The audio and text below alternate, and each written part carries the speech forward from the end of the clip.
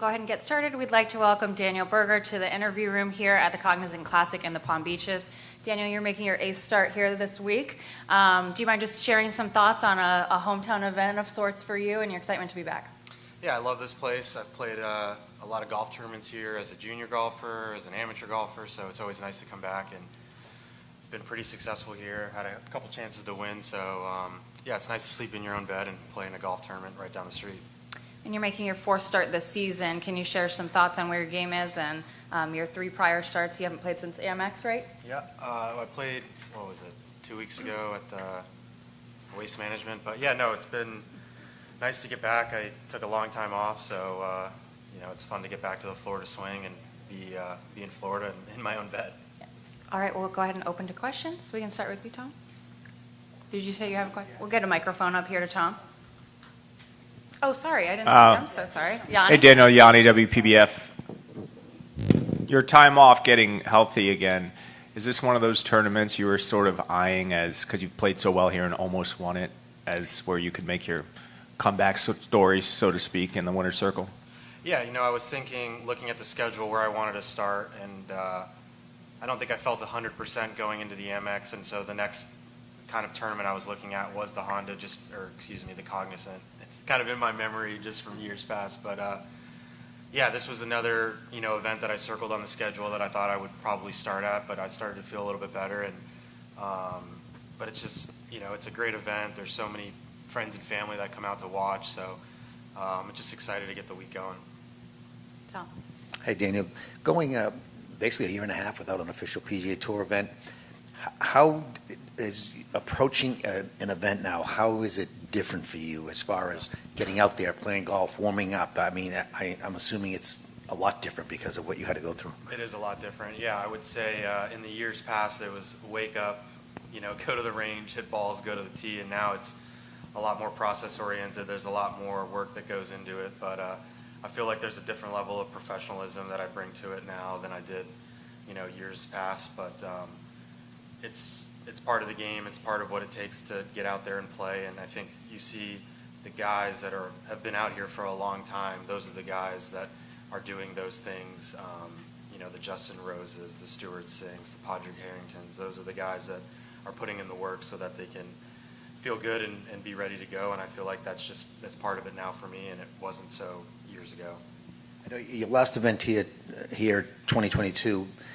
That leading up to that, you had to withdraw. You couldn't defend your title at Pebble, yep.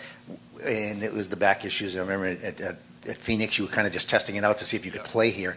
Mm-hmm. Was that the start of what you had to go through? So is this is this been a 2-year ordeal or more? No, yeah, it's been a 2-year ordeal. That was essentially the start of when I started feeling the stuff in my back, and kind of the last half of the portion that I played in 2022 leading up to the U.S. Open where I stopped playing, I never felt great. I mean, when you play a professional sport, it's not like you always feel great, but I was in pain all the time.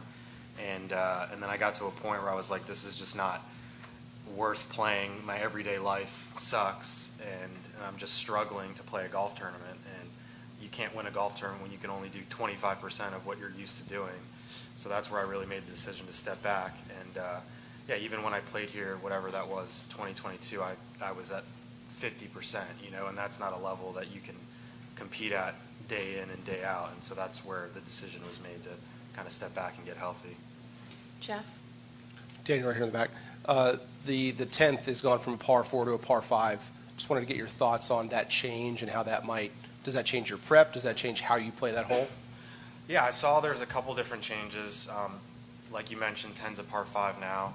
I think it's going to be obviously a scoring opportunity because it's going to be a shorter par 5. You'll hit maybe a long iron or a 5-wood into that green, but it's just another birdie opportunity on a course that doesn't have a lot of birdie opportunities. So maybe a little bit of relief in the middle of the round if you're starting on the front nine to look at the scorecard and say, hey, if I hit a good drive, there's a chance for a birdie or an eagle, and kind of get the round going a little bit. Alan? Down here. So while you were away the last couple of years, professional golf has gone a little crazy. What has it been like to be on the outside looking in as the landscape has changed so dramatically? Yeah, I mean, I've tried to not focus on it just because I feel like it's a stressful thing to think about all the time, but it's everywhere, you know, it's on social media, it's on the internet, you turn on any news channel and they're talking about it, and so it's difficult to really get away from it, but I feel like I've been slightly lucky in the fact that I haven't been directly involved with all of the stuff that's going on, so for me, it's been nice to just try to focus on things that I can control and really just try to, you know, day by day get better and get back to playing, but yeah, it's been a heck of a 2 years for golf. Some of the guys you're close to, you're friends with, have been in governance roles and been very involved. Have you seen a toll taken on them?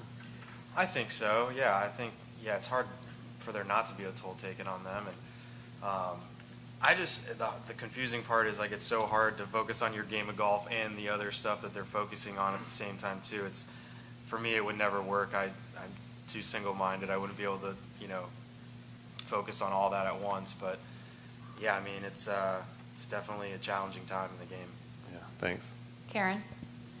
Daniel, I have a couple trophy-related questions for you. When you were growing up, did your father display his ATP Tour trophies anywhere and let you anywhere near them?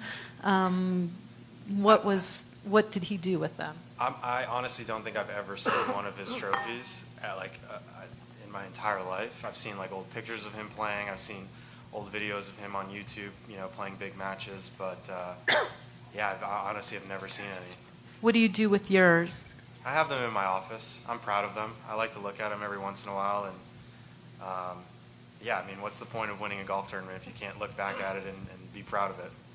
When you were going through this adversity, could you look at them and take inspiration from them? Like, this is what is there for you if you can get back. No, that's a great question. I honestly did. Yeah, I would sit in my office and look at them and just think back and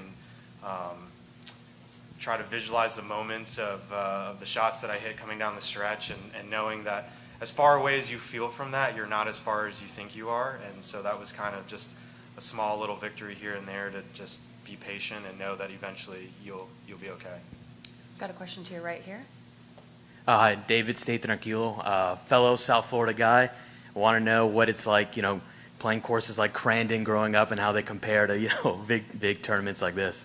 Well, you know, they're similar in the way that, you know, the grass is very familiar to me.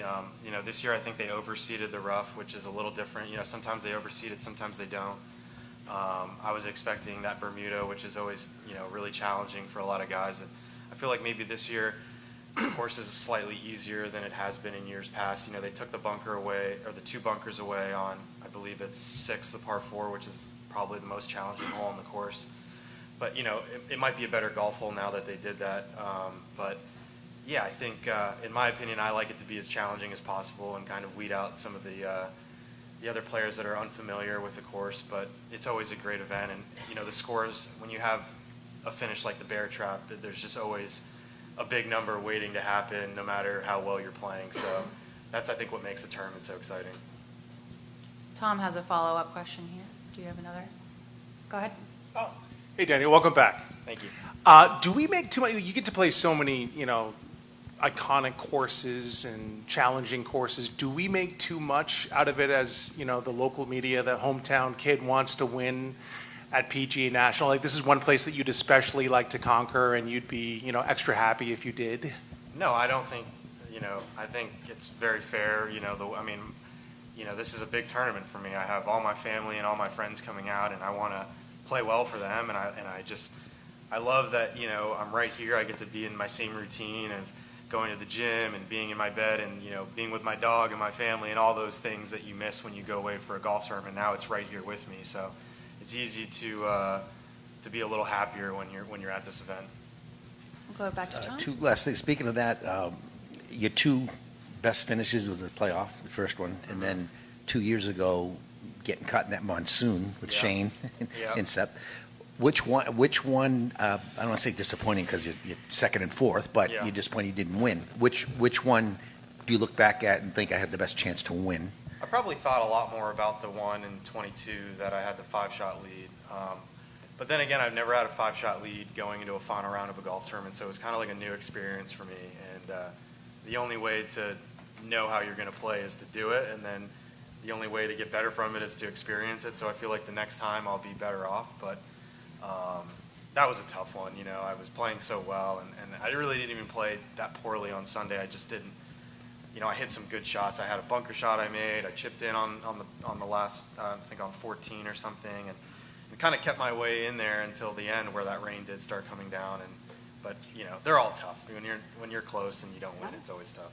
And going back one last, when you played that last tournament you played before you took time off the U.S. Open, at that point, did you look at it and say, I'm going to, a month or two, I'm going to go day by day? Did you have any idea that it would be that long before you got back on tour? Yeah, I did not think it would be that long. I think the thing was I was chasing like the quick fix, like what's gonna fix me tomorrow, and the reality is that's not how it works. It was kind of like, what was the straw that broke the camel's back? We don't really know, but you have to, adjust and make changes. And once I figured out what works for me, you just stick to your process and you do those things, and eventually, you get better. And it just took me a longer time, and I didn't want to be one of those guys that came back too early and was like hurt 3 months later. I wanted to feel 100% and be able to do everything I wanted to do, and that's where I feel now. Yeah, I feel perfect now. Yeah. All right, a couple more. Adam first. Did you learn to play the guitar, pick up any new hobbies? How'd you spend all that time off? I've been asked that a lot. They said, did you go on your boat? What did you do? And it was a lot of nothing, to be honest, which was probably the worst part, because if you know me, I'm an active person and I don't like to sit around a lot. So yeah, that was the toughest part, is just sitting around and literally doing nothing for 8 months before I got back to being a little bit more like myself and feeling comfortable, like walking. Like I would walk for 15 minutes and I'd be in pain, and then I would stop, and then the next day it'd be 18 minutes, 20 minutes, so it was kind of just like building up until, I felt comfortable to be normal again. Did you watch the Ryder Cup? Actually, that was the one golf tournament I did watch. I did watch the Ryder Cup. How did that feel? I mean, it was exciting, anytime, you get 12 of the best players of the world playing against 12 of the best players, it's fun to watch, but tough not to be there, having played in the one a couple years before that, but it was just, it's always a great tournament to watch on TV. We'll finish up with Steve right here. So now that you're 100%, what type of activities would you do locally, given the chance to do whatever you want? Now? Yeah. Oh, like I would play beach volleyball, tennis, pickleball, play 36 holes of golf in a day, go fishing for 12 hours on the boat in 5-foot seas, and feel like $1 million. But now I feel like I'm capable of doing that. But a year ago, I was like, no way. Yeah, offshore fishing in 5-foot seas. It's not the best for the Not back. fun, yeah. Are there any tour players who live here who you would hang out and do stuff with? No, I was pretty, I was kind of stuck by myself. I mean, there was a lot of guys that I reached out to for advice, on how to deal with stuff, but most of it was just hanging out on my anti-gravity chair in front of the TV. But now that you're better, if you were going to call a guy to go fishing, who would it be? Oh, that's a good question. I probably wouldn't call any of the guys out on tour. I'd probably call my brothers. They're like my first mates. Okay, got it. Yep. Thanks. Good. We'll wrap it up there. Thank you for coming in. Good luck this week.